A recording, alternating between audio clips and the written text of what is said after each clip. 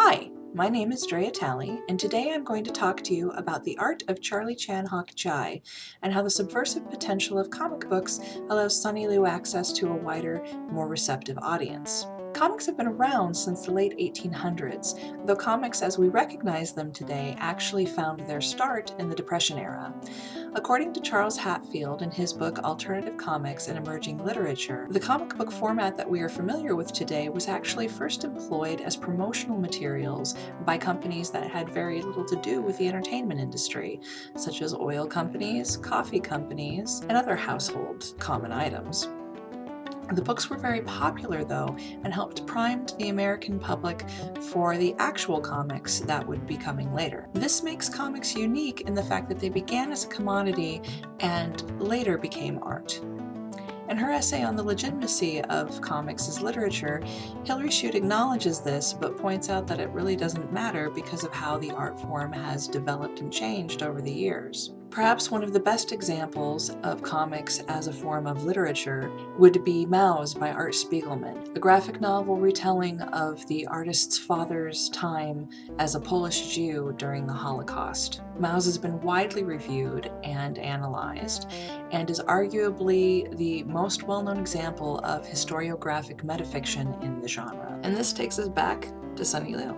The art of Charlie Chan Chye is a historiographic metafiction, meaning that it is a work of metafiction, which is fiction that is self-conscious of its imaginary nature, that incorporates historical elements. Linda Hutcheon, who coined this phrase in the 1980s, describes historiographic metafiction as the most didactic of postmodern forms. It is also a metacomic, which is to say that it is a comic inside a comic.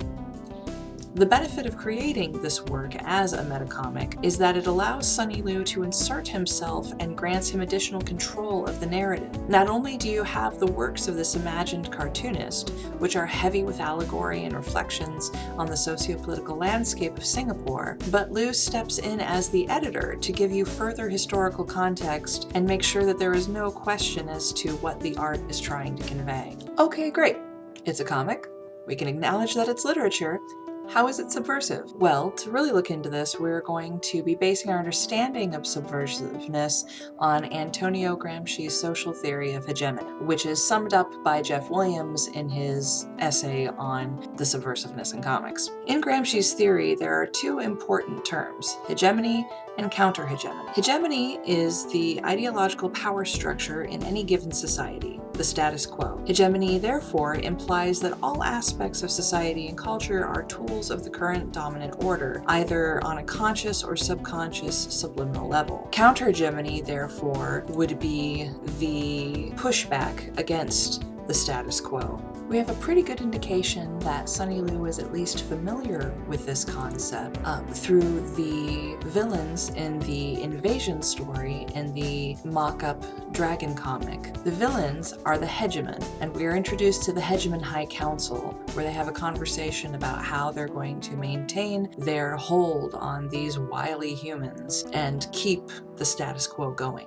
In the segment titled The Singapore Story, we also see an example of the hegemony trying to use the same tactics to promote their story as the Minister of Museums walks us through the true story of Singapore and consistently deflects every question the reporter asks about the validity of the statements. Now that we've established comics as a viable tool for subversiveness and counter-hegemony, we need to look at how they reach people.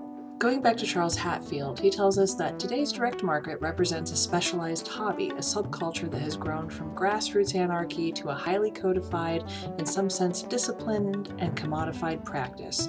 In short, an organized fandom. A fandom is a collection of fans or the realm of fans and enthusiasts. And the fandom is growing. With the advent of new superhero films and other media that is based in comics, the fan base for comics has grown exponentially in the past few years. From 2013 to 2015, interest in comics across all age groups went from a blip on the radar to numbering in the millions. This is important because it means we have this new, broad, innocent, unsuspecting market coming to comics for entertainment, and we can take this opportunity to educate. This is a huge demographic. It spans multiple ages and genders, and it offers an opportunity to reach an audience that is singularly unique in the world of literature and art. Sonny Liew takes this opportunity and runs with it. It is brilliantly done, it is educational, and it found the perfect medium. Comics, hey!